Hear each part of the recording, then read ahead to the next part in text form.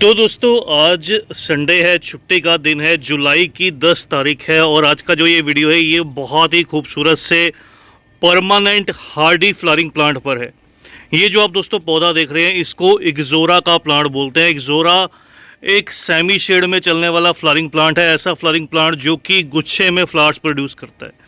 ये देखिएगा, इसमें जो बंच है वो एक साथ निकल कर आता है, गुच्छे में इसके जो फ्लावर्स हैं, जो कलियां हैं वो डेवलप होती हैं और एक साथ ये बहुत ज़्यादा क्वांटिटी में जो फ्लावर्स है वो प्रोड्यूस करता है। सबसे पहले आपको बताऊं दोस्तों, ये जो आप मेरा इग्जोरा का पौधा देख रहे हैं ये मेरे पास पिछले 3 से 4 साल से है। इसको मैं नर्सरी से एक छोटा पौधा लेकर आया था। अगर इसका मैं मेन स्टेम आपको दिखाऊं, ये देखिएगा, अब आपको इसका जो मेन स्टेम है थोड़ा सा मैच्योर दिखाई देगा। तो इसका जो मेन स्टेम है वो मैच्योर हो चुका है पिछले 3 से 4 साल में। इसने बहुत अच्छे से अपनी डेवलपमेंट की, लेकिन एक जो प्रॉब्लम इस पौधे में कंटिन्यू चलती रही, रुक रुक कर आती रही, वो थी इसके अंदर इस तरह से इसकी जो पत्तियां हैं वो लाइट ग्रीन कलर में रहती हैं। क्योंकि अभी जो मौसम है दोस्तों हाई ह्यूमिडिटी का या मॉनसून का सीज़न जो है वो काफ़ी जगह पर स्टार्ट हो चुके हैं। तो मॉनसून का समय इस पौधे को अपने गार्डन में ऐड करने का, चाहे आप गमले में ग्रो करना चाहें, चाहे आप इसको ज़मीन में ग्रो करना चाहें, तो ये परफेक्ट टाइम रहता है इस पौधे को अपने गार्डन में ऐड करने का। अगर अभी तक आपने अपने गार्डन में इस पौधे को ऐड नहीं किया तो अभी भी ऐड कीजिएगा। चलिए, मैं बात कर रहा था सबसे पहले इसके गमले के साइज़ की बात करें तो इन पौधों को कोई बहुत बड़े गमले की रिक्वायरमेंट नहीं रहती। ये देखिएगा, ये जो मैंने गमला इस्तेमाल किया है ये मिट्टी का गमला है जिसको आप क्ले पॉट बोल देते हैं। तो ये मिट्टी का केवल 10 इंच का गमला है और पिछले 4 साल से इसी गमले में से मैं इस पौधे को निकालता हूँ, फिर से रिपोर्ट कर देता हूँ। हर साल इस पौधे को जो है वो मार्च या अप्रैल के मौसम में जो है वो रिपोर्ट किया जाता है, जब स्प्रिंग सीजन की शुरुआत होती है। अगर प्राइस रेंज की बात करूं दोस्तों, इग्जोरा में बहुत सी वैरायटीज़ रहती हैं। इसकी कुछ वैरायटीज़ जो है वो मिनिएचर रहती हैं, ड्वार्फ वैरायटीज़ रहती हैं, कुछ इसमें बड़े फ्लावर वाली वैरायटी रहती है। मतलब रहता तो जो फ्लावर है वो बंच के अंदर ही रहता है, लेकिन उसके जो फ्लावर बहुत से, जैसे ये बंच निकल कर आता है, इसके जो फ्लावर का साइज़ है वो थोड़ा बड़ा रहता है। और जितनी इसकी आप छोटी या मिनिएचर वैरायटीज़ देखिएगा उसके जो फ्लावर का साइज़ है वो छोटा रहता है। तो इस तरह से इसके जो प्राइजेज़ हैं वो इसकी वैरायटी पर डिपेंड करते हैं। इसमें आजकल बहुत सी आपको नर्सरी पर जो लाल मिट्टी में लगी हुई जो पुणे की वैरायटीज़ रहती हैं वो भी मिलती हैं। अगली बात अगर बताऊं दोस्तों, ये जो पौधा है ये अगर आप हेज के तौर पर ग्रो करना चाहते हैं तो ये उसके लिए भी परफेक्ट ऑप्शन है। अगर आप गार्डन का लॉन जो है वो रेडी कर रहे हैं, लॉन के कॉर्नर में या बॉर्डर पर इस प्लांट को ग्रो करना चाहते हैं, उसके लिए भी ये परफेक्ट वैरायटी है। तो इसकी इस तरह से जो मीडियम वाली वैरायटीज़ रहती हैं उसको आप ग्रो कीजिएगा। लगभग आपको 70, 80, 100 रुपीज़ के आसपास की रेंज में ईजिली नर्सरी पर मिल भी जाएंगी। सर्दी का जो मौसम रहता है दोस्तों, इन पौधों का रेस्ट या डोरमेंसी का समय रहता है। तो मतलब गर्मी का मौसम जो है वो जब मार्च अप्रैल का मौसम स्टार्ट होता है उसके बाद से ये पौधे अच्छे से जो अपनी ग्रोथ है वो स्टार्ट भी कर देते हैं।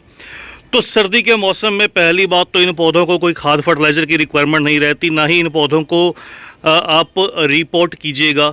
और दूसरी बात, इन पौधों की जो पत्तियां हैं वो सर्दी के मौसम में जब टेम्परेचर 10 डिग्री से नीचे की तरफ जाने लगता है, इनकी जो पत्तियां हैं वो धीरे धीरे गिरने लगती हैं।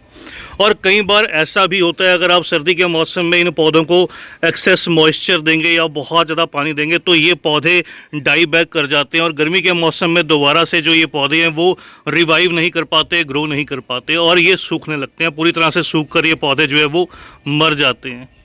चलिए, अब तो बात करते हैं इस पौधे के फर्टिलाइज़र के बारे में, लेकिन जो उससे पहले एक बात बताना चाहता हूं दोस्तों, वो ये कि इस पौधे को हल्की सी जो मॉइस्ट सॉइल है वो पसंद रहती है। बहुत ज़्यादा ओवर मॉइस्चर से भी इस पौधे में जो प्रॉब्लम आती है, इसकी जो रूट्स हैं वो स्ट्रेस के अंदर रहती है और इसकी जो पत्तियाँ हैं वो उस तरह से माइक्रोन्यूट्रिएंट की जो डेफिशिएंसी है वो शो करती हैं। हालांकि ये जो इग्जोरा के पौधे हैं इनको आयरन रिच जो फर्टिलाइज़र है वो ज़्यादा पसंद रहता है। ऐसा फर्टिलाइज़र जिसमें आयरन की क्वांटिटी ज़्यादा रहे, उससे इनकी पत्तियां बहुत ग्रीन रहती हैं। ख़ास तौर पर आप जैसे कह लीजिए कि गंधराज या गार्डिनिया के पौधे रहते हैं, उसी तरह से ये भी पौधे थोड़ी सी स्ट्रेस में रहते हैं। आज मैं दोस्तों इस पौधे को 3 तरह का जो फर्टिलाइज़र है वो फीड करने वाला हूँ। सबसे पहले तो देखिए, मेरे गमले की मिट्टी अभी बहुत गीली है, इसलिए मैं पौधे को जो फर्टिलाइज़र है वो इसके स्प्रे के तौर पर इसकी पत्तियों पर स्प्रे करके दूंगा, इसलिए मैं लिक्विड फर्टिलाइज़र फीड करने वाला हूँ। गमले की मिट्टी में ज़्यादा नमी है, ऑलरेडी मैंने कुछ दिन पहले इसके अंदर जो कंपोस्ट है वो मिक्स की थी, या फिर कह लीजिए एक अच्छी जो मैन्योर है वो मिक्स की थी। तो सॉइल इस पौधे को एसिडिक चाहिए होती है, लेकिन अब मैं इसको मेनली क्योंकि मानसून का सीज़न है। ज़्यादा इस मौसम में अगर आप इस गमले की मिट्टी के अंदर कंपोस्ट या मैन्योर या कोई भी खाद मिक्स करेंगे, उससे क्या होगा, पौधा ज़्यादा मॉइस्चर को होल्ड करने लगेगा, जिससे इस मानसून के सीज़न के दौरान पौधे में रूट रॉट की समस्या भी आ सकती है। इसलिए इस मौसम में ऐसा फर्टिलाइज़र जो धूप निकलने पर पौधा साथ के साथ इनटेक कर पाए, वो फर्टिलाइज़र सबसे बेस्ट रहता है। तो माइक्रो न्यूट्रिएंट के तौर पर देखिएगा, सबसे पहले जो मैं इसको फीड करने वाला हूँ ये एग्रोमिन मैक्स है। इजली सीड शॉप पर अवेलेबल रहता है। इसमें जो खास बात है, इसके अंदर देखिए आयरन जो है वो 7.5% रहता है। आयरन इस पौधे के लिए, जैसे मैंने आपको बताया, बहुत ज़रूरी रहता है।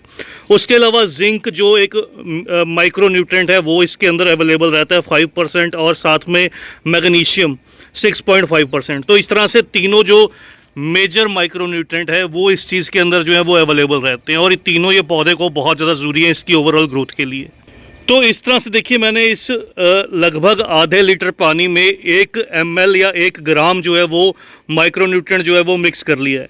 तो इसका स्प्रे किया जाएगा। साथ के साथ इसके अंदर मैंने एक चीज़ जो है वो और मिक्स की है, वो आपको बता देता हूँ। दूसरी जो चीज़ मैंने इस पौधे के अंदर दोस्तों मिक्स की है, इस माफ़ कीजिएगा फर्टिलाइज़र के अंदर, वो है 1 ग्राम इस तरह से NPK 19-19-19 का। ये मेजर न्यूट्रिएंट रहते हैं, और इस समय पर इस मौसम में क्योंकि बहुत सी कलियां बन रही है, हम चाहते हैं कि फ्लावर का जो साइज़ है, जो शेप है, जो कलर है, वो सभी का सभी बहुत अच्छा सा निकल कर आए। तो इसलिए साथ के साथ इस पौधे को जो है वो इस तरह से जो मेजर न्यूट्रिएंट है वो भी फीड किए जाएंगे। तो दोनों की क्वान्टिटी 1-1 ग्राम जो है इसके अंदर मैंने मिक्स की है। इसके अलावा अगर आप चाहें तो दोस्तों इन पौधों को इस तरह से जो सीविड लिक्विड रहता है ये भी फीड कर सकते हैं। इसका भी स्प्रे जो है वो इस मौसम में बढ़िया रहता है। ऐसा करने से ही देखिए मेरे इन पौधों में कितनी हैवी फ्लावरिंग है। ये मेरा मधुमालती का प्लांट है, जिस पर मैंने 1 से 2 दिन पहले आपके साथ जो वीडियो है वो शेयर भी की थी। तो चलिए अब जल्दी से इस पौधे को ये जो फर्टिलाइज़र है ये फीड कर देते हैं। इसका अच्छे से जो स्प्रे है वो कर देते हैं, ताकि ये इस धूप निकले हुए समय पर इस फर्टिलाइज़र को इनटेक कर पाए, अपना फोटोसिंथेसिस का जो प्रोसेस है वो कंप्लीट कर पाए, और पौधा अच्छे से ग्रो कर पाए। तो ये काम आप भी कीजिएगा अगर आपके पौधे में प्रॉब्लम है। और इस पौधे को कहना चाहूँगा, जो सॉइल है, जो सॉइल का pH है वो थोड़ा एसिडिक चाहिए होता है। लगभग 6 pH जो है इस पौधे के लिए बहुत बढ़िया रहता है। तो इस तरह से आप अपने इस पौधे की जो मिट्टी है उसको रेगुलर चेक करते रहिएगा, तो आपका ये जो एक्सोरा का पौधा है ये बहुत हेल्दी रहेगा, बहुत अच्छे से ग्रोथ करेगा और डेवलपमेंट करेगा, हैवी फ्लावरिंग करेगा। तो बस दोस्तों आज की इस छोटी सी वीडियो में इतना ही। जल्द ही मिलते हैं किसी और नए टॉपिक के साथ, किसी और नई वीडियो के साथ। तब तक के लिए bye, happy gardening, take care.